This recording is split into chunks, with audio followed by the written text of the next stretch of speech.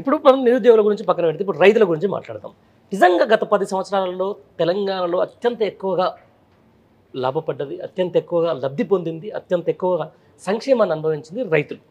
వాళ్ళకు రావాల్సిన రైతు బంధు టైంకి వచ్చేది, వాళ్ళకు రావాల్సిన రైతు రుణమాఫీకి సంబంధించిన కొంచెం రుణమాఫీకి అనేది కొంచెం ఎప్పటిదలైంది కాబట్టి రైతు బీమా అనేది కూడా వాళ్ళకి ఎక్కడ కూడా విత్తనాలకు సరిగా ఇబ్బంది కాలేదు, ఎరువులకు ఇబ్బంది కాలేదు.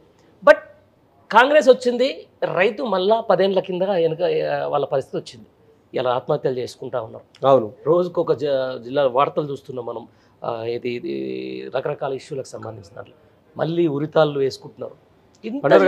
మీరు చెప్పిన దాంట్లో రైతు రుణమాఫీ కూడా ఒక 4,000 కోట్లు మాత్రమే చేయలేదు అన్నాడు. ఎన్నికలకు కూడా వచ్చింది, తర్వాత చేస్తూ మళ్ళీ ప్రభుత్వం అనేది ఏర్పడుతుంది కదా. ఒక ఇచ్చిన ₹1,00,000 రుణమాఫీకి 4,000 కోట్లు మాత్రమే పెండింగ్ లో ఉండే. మాక్సిమం రుణమాఫీ కూడా చేసినాం. రెండవది మీరు అన్నట్టు అసలు ఏ ప్రభుత్వం చేయనటువంటి రైతులకు కేసీఆర్ గారు ప్రభుత్వం చేసిందండి. కేసీఆర్ గారు అంటే రైతు బిడ్డ, కేసీఆర్ గారు అంటే రైతు అనే ఒక ఉద్దేశంతో వారు స్వయానా రైతు కాబట్టి రైతులు ఇబ్బంది పడద్దని చెప్పి రైతుల కోసం అనేక స్కీములు తీసుకొచ్చిండు. అసలు రైతు బంధు ఎక్కడన్నా ఉందా అండి? దేశం మొత్తం కూడా తెలంగాణ వైపు చూసింది. మనం పెట్టిన తర్వాత దేశం నరేంద్ర మోడీ గారు ప్రధాన్ కిసాన్ సమ్మాన్ పేరు మీద ఇదే రైతు బంధు పెట్టి వాళ్ళు సంవత్సరానికి 2,000 ఇస్తా ఉన్నారు. అదేవిధంగా ఐక్యరాజ్య సమితి ప్రశంసలు పొందింది ఈ యొక్క రైతు బంధుకు సంబంధించిన స్కీమ్ తీసుకురావడం వల్ల. ఈ రైతు బంధును పశ్చిమ బెంగాల్ కాపీ కొట్టింది. ఇట్లా అనేక రాష్ట్రాలు మన వైపు చూసినాయి. రైతు బీమా, ఒక రైతు ఆత్మహత్య చేసుకుంటే ఎవరి పైరవి లేకుండా డైరెక్ట్ వారం రోజులలో అకౌంట్లో ₹5 లక్షల పడే స్కీమ్ గతంలో ఎప్పుడైనా ఆలోచన చేసిండ్రు? ఇవాళ ఆనాడు రైతులు రాజుగా చేయడానికి కేసీఆర్ కృషి చేసిండ్రు. ఇలా వ్యవసాయాన్ని పండుగ చేయడానికి కేసీఆర్ కృషి చేస్తే ఇలా రైతును మళ్ళీ పాత రోజుల్లో నెట్టివేసి ఆత్మహత్య వైపు నెట్టివేస్తున్నది ఇలా ఈ ప్రభుత్వం, కాంగ్రెస్ ప్రభుత్వం, ముఖ్యంగా రేవంత్ రెడ్డి గారి ప్రభుత్వం. ఇలా ఈ ప్రభుత్వం వచ్చిన తర్వాత ఎంతమంది రైతులు ఆత్మహత్య చేసుకున్నారు ఈ రాష్ట్రంలో? అన్నమో రామచంద్రాన్ని వాళ్ళకి సరిగా రైతు బంధు పడలేదు. ఇలా రుణమాఫీ అన్నాడు. మరి ఫస్ట్ చెప్పింది ఏంటి? మీరు రాగానే డిసెంబర్ 9 రుణమాఫీ చేస్తామన్నాడు. డిసెంబర్ 9 మళ్ళీ పార్లమెంట్ ఎన్నికల్లో మొక్కుబడిగా మళ్ళీ ఒకటి చెప్పిండు. ఆ 15 ఆగస్టు రోజు తప్పకుండా చేస్తా అని చెప్పి ఎక్కడికి పోతే అక్కడ దేవుని మీద ఒట్టేసుకున్నాడు ఈ రేవంత్ రెడ్డి గారు. ఇప్పుడు దానికి అమలు చేయడానికి అపోహసాలు అహోరాత్రులు ఇబ్బంది పడతా ఉన్నాడు. బడ్జెట్ లేదు, ఎక్కడ అప్పు తీసుకురావాలి, ఎక్కించలు తీసుకురావాలి. 31,000 కోట్ల రూపాయలు ఇవాళ రైతు రుణమాఫీ కోసం కావాలి. రైతు రుణమాఫీకి 31,000 కోట్లు కావాలి. రైతు బంధుకు 20,000 కోట్లు కావాలి. 7,500 కోట్లు గతంలో మనం ఇచ్చినాం. మనం అంటే బీఆర్ఎస్ ప్రభుత్వం ఇచ్చింది ఆనాడు ఎకరానికి ఒక పంటకు 5,000, 2 పంటలకు 10,000, అంటే సంవత్సరానికి 10,000 ఇచ్చింది. కానీ ఇలా సంవత్సరానికి 15,000 ఇస్తామని చెప్పిండ్రు.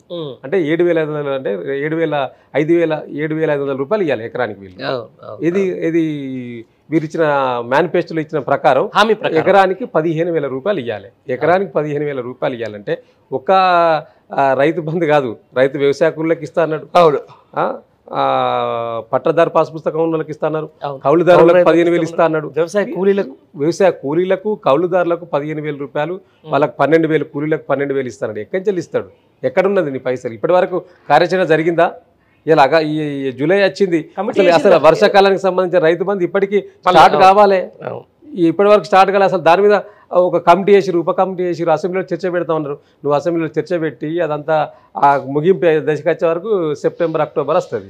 నువ్వు ఎప్పుడు రైతు బంధు ఇస్తావు? రుణమాఫీ చేసే పరిస్థితి కనిపిస్తలేదు. దానికోసం ఇబ్బందులు పడుతున్నట్టు కనిపిస్తా ఉన్నది. ఇప్పుడు నిజంగా ప్రభుత్వం నుంచి ఎలాంటి అది రావట్లేదు. రైతు బంధు, రైతు భరోసా అని చెప్పిండ్రు. సరే రైతు బంధే ఇచ్చుకుంటూ వస్తూ ఉన్నారు, ఒకటేసారి వేసింది కాబట్టి. నిజంగా రైతుల నుంచి ఆ వేదన, మాకు రైతు బంధు రాలేదే అయ్యో అని చెప్పేసి ఏమన్నా బాధ ఉందని అనుకుంటున్నారా? డెఫినెట్లీ ఉన్నదండి. ఇప్పుడు ఎవరు కూడా ప్రభుత్వంలో ఉన్నప్పుడు బయటపడరండి.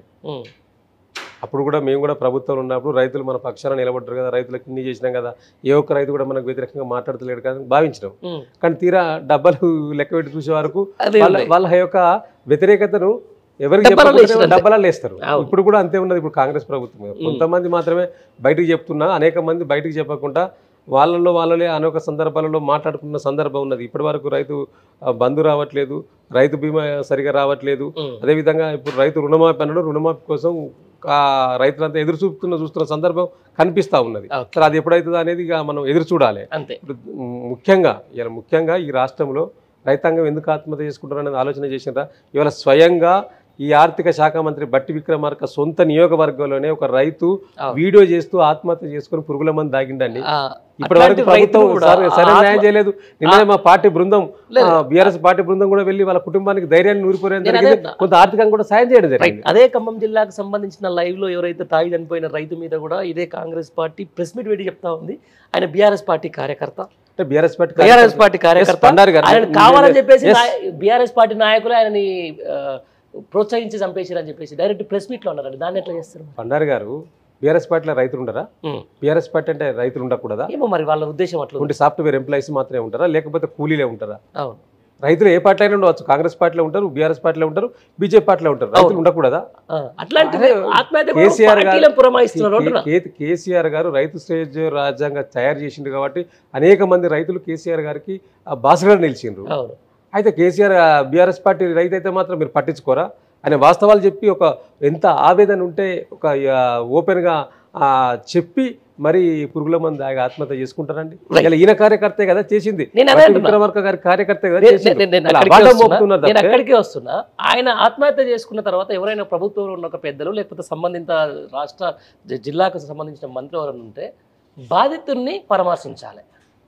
ఎవరి మీద అయితే ఆయన చెప్పి ఆరోపణలు చేసిండో, ఆయన సూసైడ్ చేసుకున్నాడో ఆ ముద్దాయి దగ్గర పోయి ఇలా మంత్రులు పరామర్శించడానికి వచ్చింది.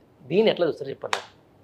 ఇవాళ బట్టి విక్రమార్క గారు దొంగ అన్నట్టు చేసింది వాళ్ళ పార్టీ ప్రధాన అనుచరుడు అని స్వయంగా పత్రికల్లో టీవీలలో స్వయంగా వచ్చింది. సోషల్ మీడియా ఈయనతో పాటు నిలబడి ఫోటోలు దిగి ఈయన వెంబడే ఉన్న కార్యకర్తనే కావాలని అలా చేసిందని చెప్పిండు.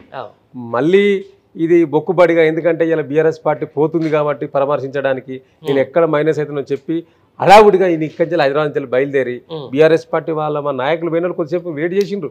మా వ్యవసాయ శాఖ మాజీ మంత్రి నిరంజన్ రెడ్డి గారు, మా పల్లారాజేశ్వర రెడ్డి గారు రైతు బంధు రాష్ట్ర అధ్యక్షులుగా ఉన్నారు.